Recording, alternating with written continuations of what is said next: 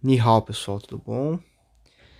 Nesse vídeo eu vou fazer um paralelo entre as diferentes formas de linguagem racional e poético-simbólica. E meu objetivo com esse vídeo é mostrar que, assim como o yin e yang não prevalecem um sobre o outro, da mesma forma essas linguagens, essas formas de entendimento sobre a vida devem ser mutuamente respeitadas, porque ambas são verdadeiras. E essa é a reflexão, sabe?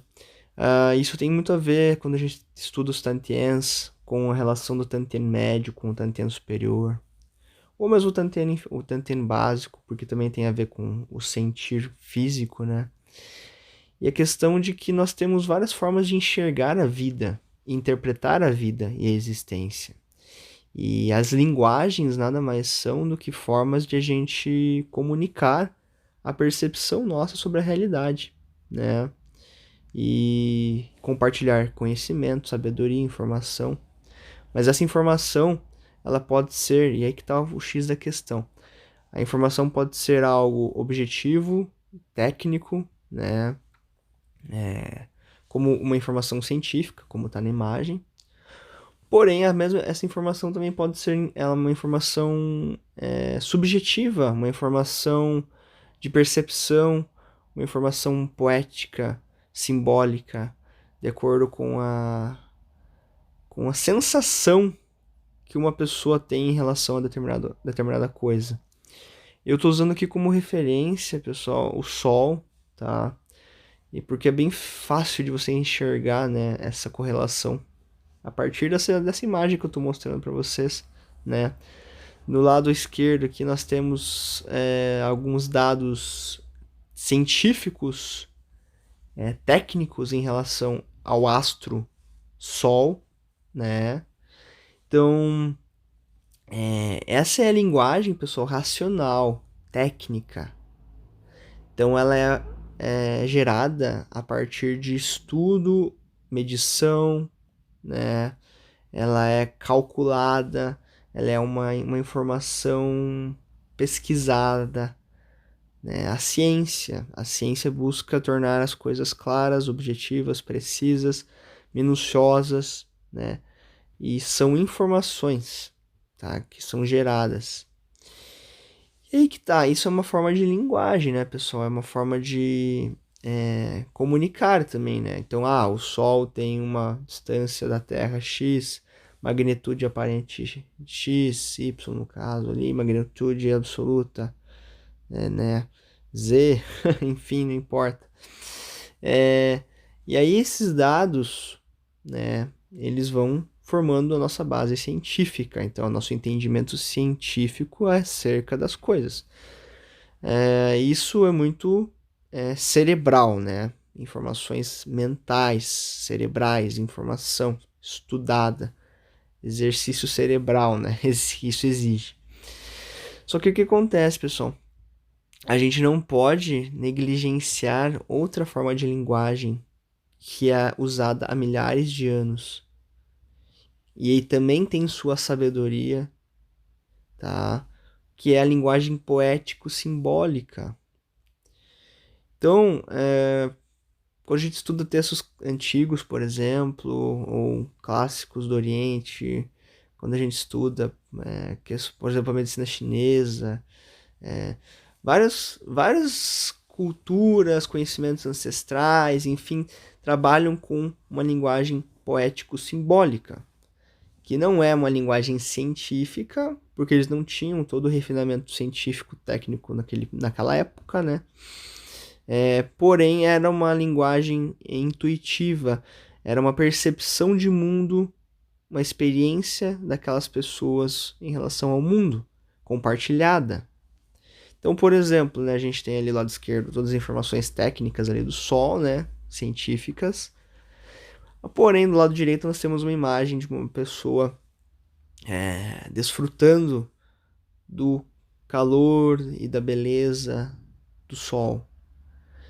E é uma outra forma de linguagem e de entendimento sobre a realidade. O Sol tá lá. E é aí que tá. A gente pode saber que o Sol tem uma magnitude aparente X, ao mesmo tempo que a gente pode sentir o Sol no nosso corpo e permitir que nossas ferramentas intuitivas também aflorem e se manifestem. A gente pode medir a temperatura do Sol, por exemplo, com um termômetro, um equipamento. Porém, nós ao mesmo tempo podemos sentir a temperatura do Sol no nosso corpo, como sensação. E essa sensação ela pode ser comunicada de formas simbólico-poéticas. Ou seja, eu posso falar que o sol aquece o meu espírito e eu sinto esse calor irradiar por todo o meu ser e manifestar a leveza de quem eu sou. Isso é falso ou é verdadeiro? Na questão técnico-científica é fácil você validar o que é verdadeiro e o que é falso. Esse dado bate, esse dado não bate, você vai descartando, vai selecionando, né? Ele é muito sim e não, verdadeiro e falso. E ok. Vai anulando dados e selecionando os corretos. Agora, nessa linguagem simbólico-poética intuitiva, é a experiência da pessoa, a experiência que nós, como seres humanos, temos em relação ao mundo. Então, a gente desfrutar do sol, a gente tem uma percepção interna, uma sensação corporal, nós temos todo um sentir em relação àquele fenômeno e nós podemos comunicar isso.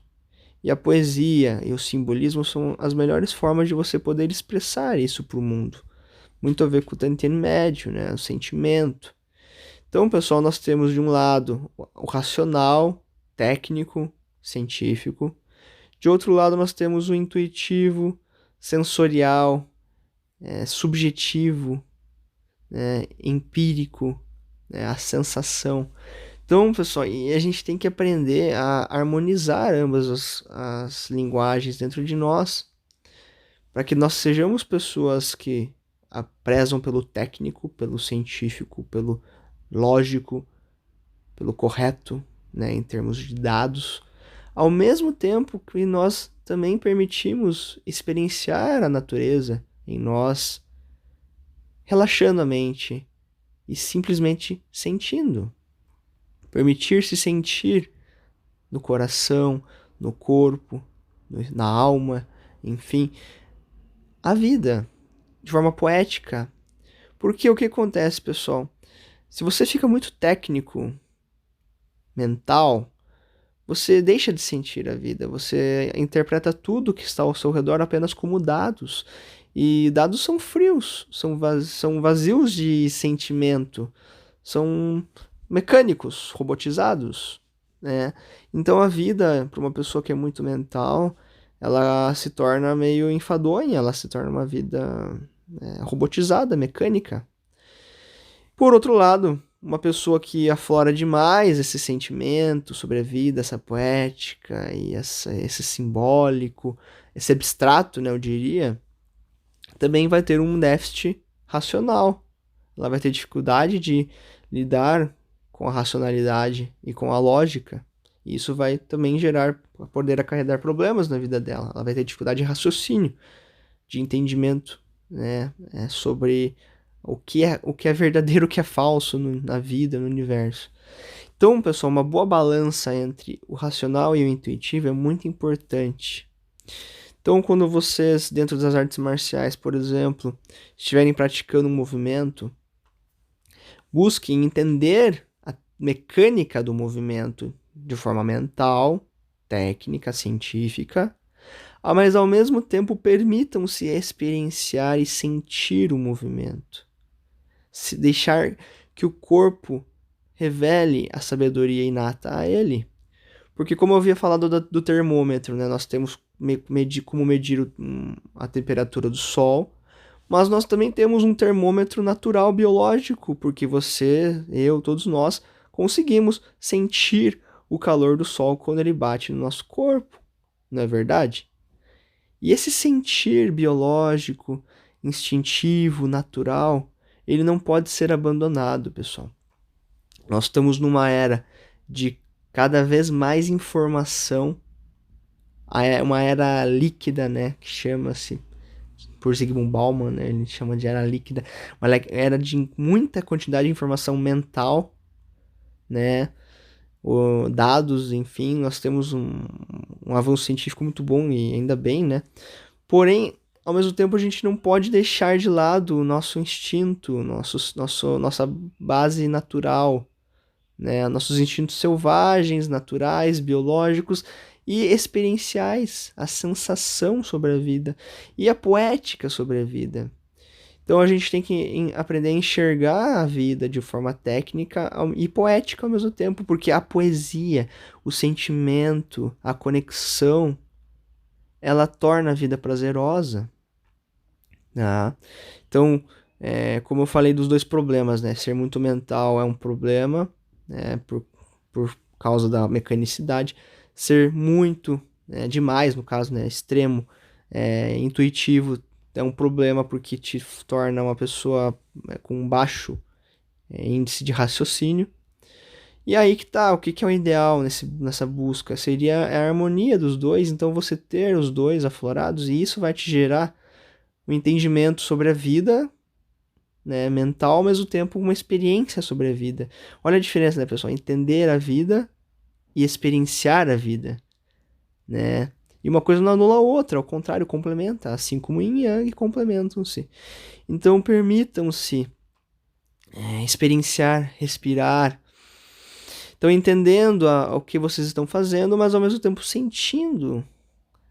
E entendam a linguagem abstrata, poética, também como uma forma de linguagem importante. Então, quando vocês verem textos poéticos clássicos chineses, por exemplo, que falam o sol raia e como um farol que acende a clareza do meu ser interior. Quando vocês começarem a enxergar essa linguagem poética, mais abstrata, entendo que ela é uma forma de linguagem também e não é necessariamente, entre aspas, falsa, né? Porque ela é uma experiência, ela é subjetiva, ela é uma percepção do ser humano sobre a realidade. É uma experiência sobre a realidade. Então, por trás das sabedorias ancestrais poéticas existe muito conhecimento. E aí que tá o conflito, né? Hoje em dia a gente tem um conflito entre o científico e o espiritual, por exemplo, né? Entre o abstrato e o concreto, né? Porém, a gente não precisa ficar nessa discussão, a gente consegue harmonizar os dois, é possível. Por exemplo, né, quando a gente vê na medicina chinesa, né, que o coração refere-se ao elemento fogo, né? Por exemplo, isso quer dizer, pessoal, que existe uma sensação referente a calor, aquecimento, analogicamente similar a como o fogo se manifesta dentro do nosso corpo. Entende? E isso não é errado do ponto de vista científico. E é por isso que eu, até como estudante da medicina tradicional chinesa e como um ser que me considero, eu sou muito, eu valorizo muito a ciência, ao mesmo tempo que eu também valorizo as culturas e saberes ancestrais, eu busco trazer esse entendimento para vocês e para mim mesmo, de que a percepção simbólica sobre as coisas não anula a percepção científica, tá? Então, dentro da medicina chinesa tem muito essa percepção simbólica. A ascensão de Yang, né, para a cabeça, gera ansiedade. Então, a ascensão do fogo, né? Então, o que isso quer dizer? Não tem um fogo literal queimando, tipo, uma chama dentro de mim. Porém, analogicamente é similar a um fogo que sobe. Então, analogias, os chineses adoravam usar analogias, não só os chineses, as culturas ancestrais no geral, elas se utilizavam da analogia para trazer uma percepção sobre a realidade, analogia, simbolismo, tá?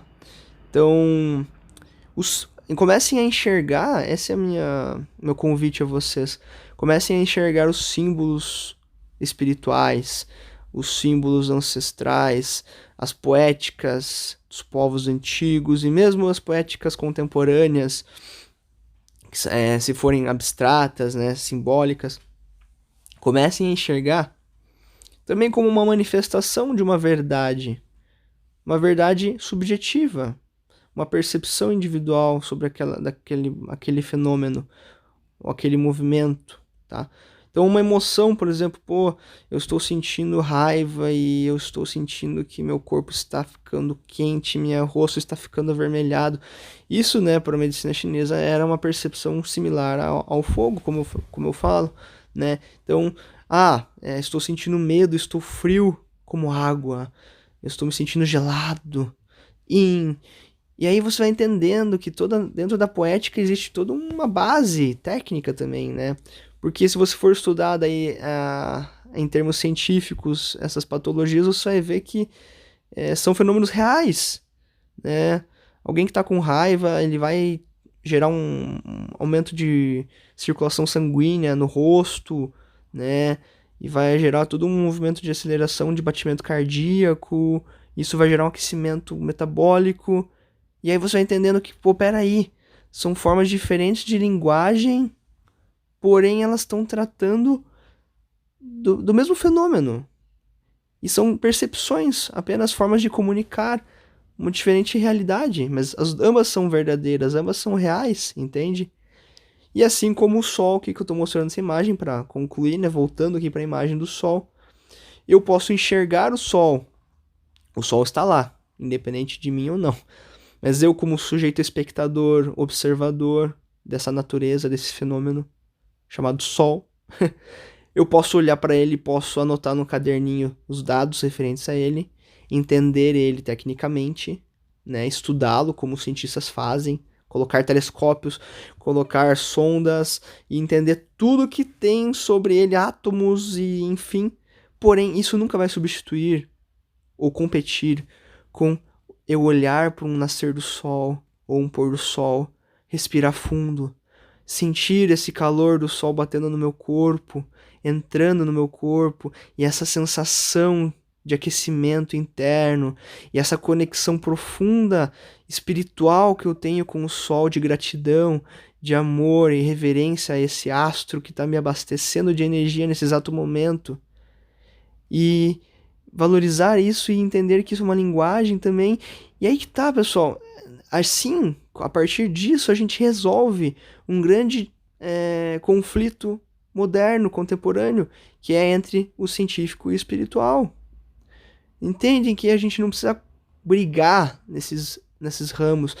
O importante é que cada um respeite o outro. Então, a perspectiva científica respeitar a perspectiva espiritual, poética, simbólica, a experiência individual da pessoa em relação ao Sol. Aquele cara que estuda o Sol lá na NASA, sabe?